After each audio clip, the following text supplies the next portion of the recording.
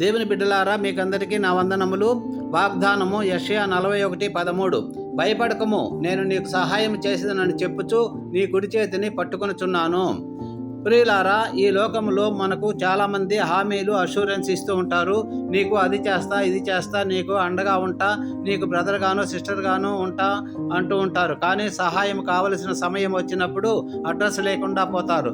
ప్రియులారా, మనలను తల్లి గర్భంలో పడకముందే రూపొందించుకొని ఎవరితో కలవని ఐరిస్ను ఇచ్చి వేలిముద్రను ఇచ్చి నిన్ను ప్రతిష్ఠించుకున్న తండ్రి అయిన దేవుడు నిన్ను ప్రేమించి నీ స్థానములో నీ కొరకు ప్రాణం పెట్టిన యేసయ్య నిన్ను ఎన్నడూ విడవకుండా ఎడబాయకుండా కంటికి రెప్పలాగా కాపాడుతుంటాడు. భయపడకు సుమా.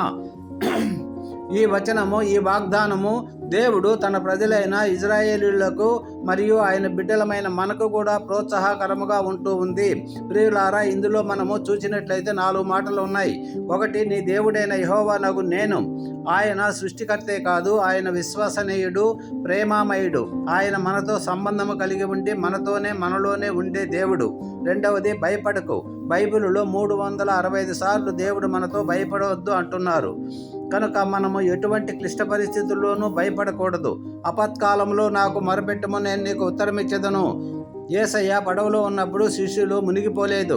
3, నేను నీకు సహాయం చేసేదనని చెప్పుచు నిశ్చయముగా నేను నీ సహాయం చేసేదను. అంటే మాట తప్పడానికి ఆయన నరుడు కాడు. ఆయనను మనము నమ్మినట్లయితే మునిగిపోయే పేతురును చేయి పట్టి లేపినలాగా మనకు కూడా తప్పక ఆయన సహాయము చేస్తాడు. 4, నీ కుడి చేతిని పట్టుకొనుచున్నాను.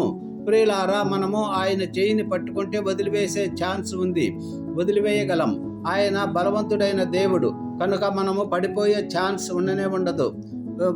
మార్గనిర్దేశం, ఆయన చెయ్యి మనలను పట్టుకున్నప్పుడు మనకు మార్గము నిర్దేశం చేస్తూ ఆ మార్గంలో నడిపిస్తాడు. 2, భద్రత మరియు మద్దతు. తల్లిదండ్రులు తమ చిన్నపిల్లల చేతిని పట్టుకున్నప్పుడు భద్రతను పొందుకుంటారు. అలాగే తన బిడ్డలమైన మనలను తన కుడి చేతితో పట్టుకొని భద్రతను ఇచ్చి ఆదుకుంటాడు. 3, ఒంటరితనాన్ని దూరం చేయడం.